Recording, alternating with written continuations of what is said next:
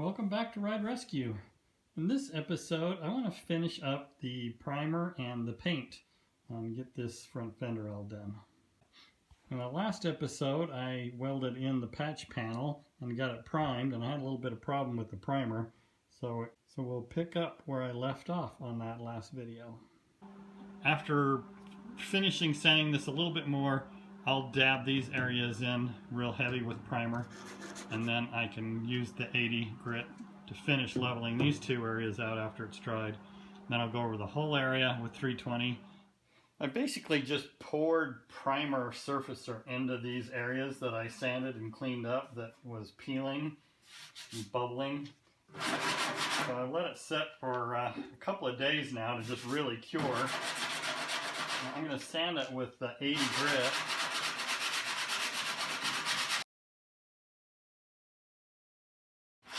I want to keep moving. I don't want to use my longboard because I don't want to sand off these edges because of the flex. But I can't just sand in this one little area. Otherwise, I'm going to end up with a little bit of a low spot. Speaking of low spots, I do still have... It feels, yeah, I could probably sand that. I'll keep going until I break through the primer. But yeah, it feels like that should be okay.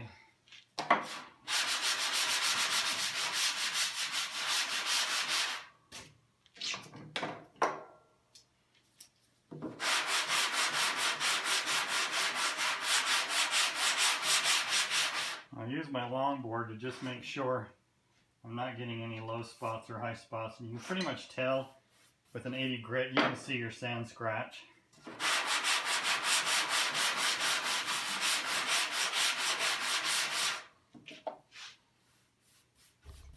I'm getting close. The primer blended really well. It didn't separate or bubble or wrinkle again. So it's looking really good. It's so close now. I'm going to stop with the 80 grit, and I'm going to cut back to 320 so that I can take all these sand scratches out, and that should just level that right up. So now I'll do the same thing to this one.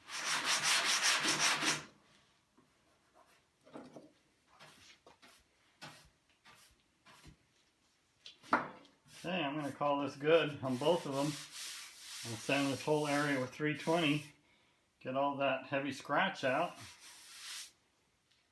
Rather than getting out my DA and sanding this area, I'm just going to go ahead and do it with my block.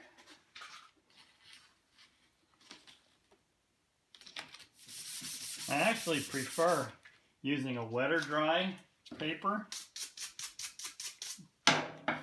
and doing it with wet.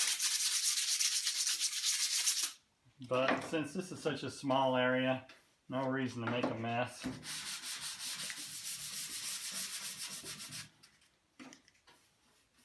Alright. Looks good. And I'll move on to a 400 or a 600 grit with wet just before I get ready to paint. I need to clean up all this dust, and then I'll do one more fine sandpaper. All right. It all looks really good. I've got some bare metal right here. I've got a little bit of a funny texture right here that I want to make sure to seal up. It's mostly just kind of gave a hazy edge around both of these areas where I just dripped in primer. So I'm going to hit it with some self-etching primer, mainly for the metal areas, and then I'll be able to finish sanding all of this with 1000 grit sandpaper. And I want to go all the way up to this edge with the 1000 grit. And then when I back tape it and paint up to it, then I'll be able to buff that whole edge down, and it will make my paint blending disappear.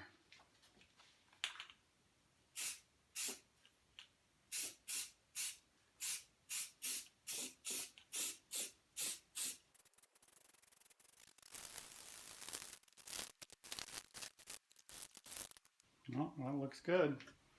So now, like I say, I'll be able to sand this whole area. I'll start with a 600 grit sandpaper, and then I'll finish with 1,000 grit sandpaper, especially right along here. And then when I paint, I'll back tape, and then I'll just kind of bring up so that this is thin coat, and then I can follow down with the thicker coat of the top color. What I got is just a light soap and water mix and 1,000 grit sandpaper. Normally I would use a sanding block for sanding an area like this, but since I've already block sanded this whole area down, I know it's perfectly flat, and I went ahead and I sanded the primer with 320, so I know that's perfectly flat. And as long as I don't sand with my fingers, I don't have to worry about this having any waves or grooves. Just keep moving.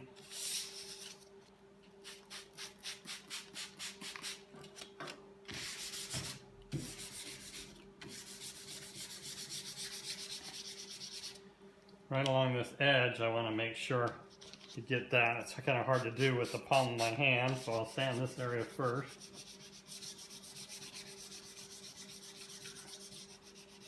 And anytime you go up over the ridge, you got to sand real gentle.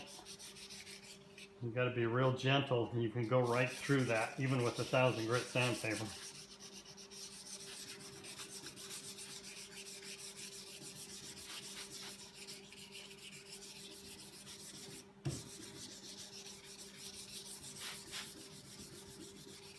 I want to go just right up along this ridge, and then I'll tape onto the ridge and back tape it when I paint.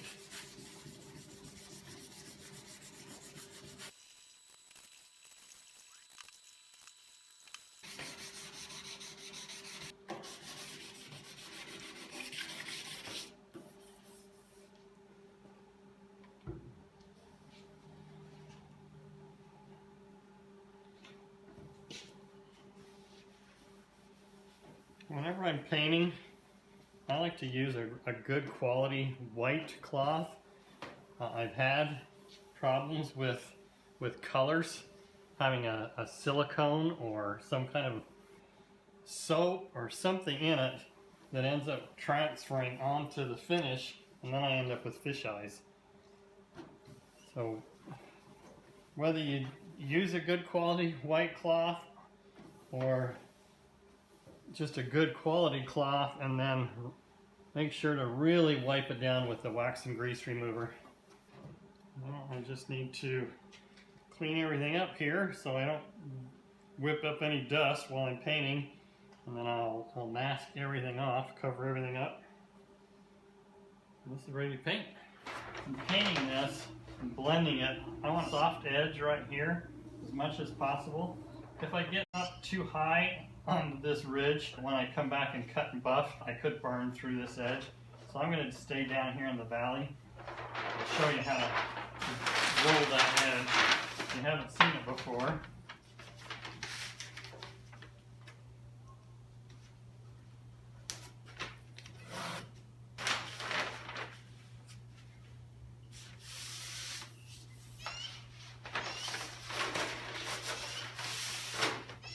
Before I take that, I need to wipe that down.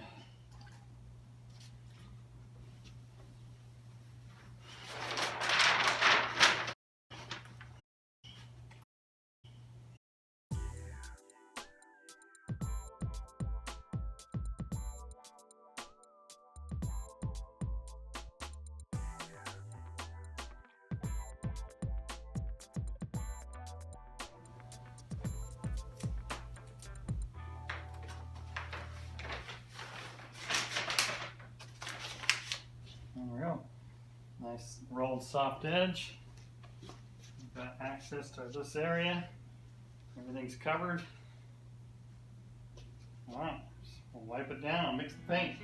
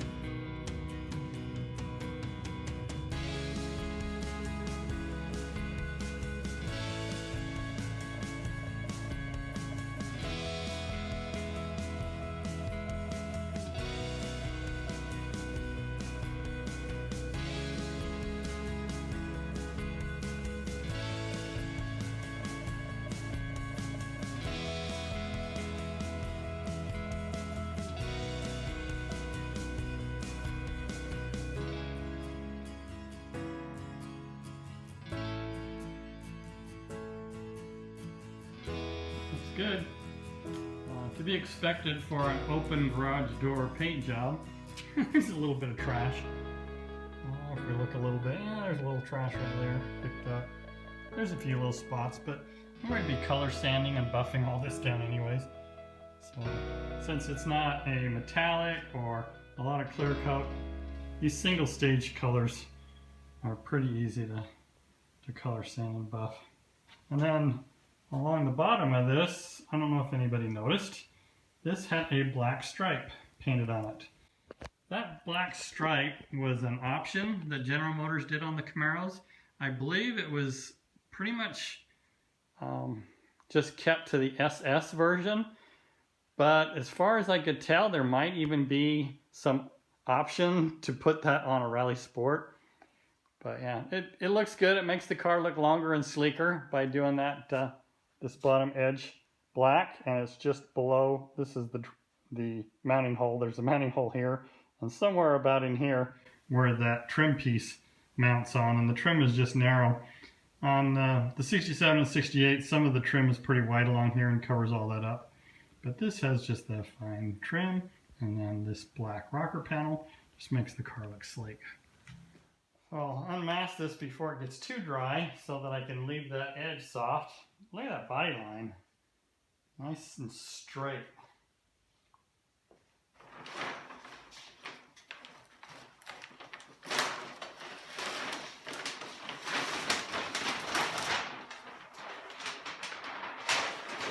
This will be a good test too to see if you can see that color change. Hopefully there's nothing noticeable. I've used this paint for touch-ups all over the car and nothing has been obvious, so I'm sure it'll be okay.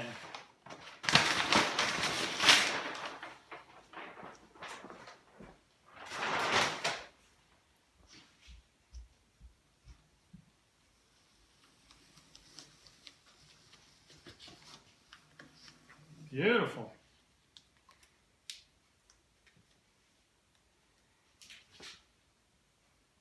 Oh yeah, that should color sand and buff nicely right there in that valley. Plus the shadows from this ridge when the sun is on it, if there is anything there, that shadow will hide it really well. Okay, now I just need to wait for it to cure. This paint that I bought, it's Omni, but it's also a PPG paint. PPGs are excellent paints. Been using them for years. It mixes 4:1 with a reducer, and you can also put in 1 part of a hardener. So that hardener will help this cure quicker, and then I can get this all color sanded, and especially for painting on that black stripe.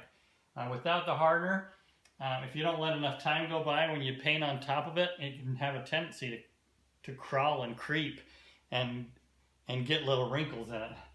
So that was the main reason why I wanted to put the hardener in. So it'll probably take a couple of days for this to cure well enough for me to be able to color sand it, and then I'll paint that on and get it back on the car. In fact, I might just go ahead and get this on the car, and then I can color sand it and paint that strip on there on the car.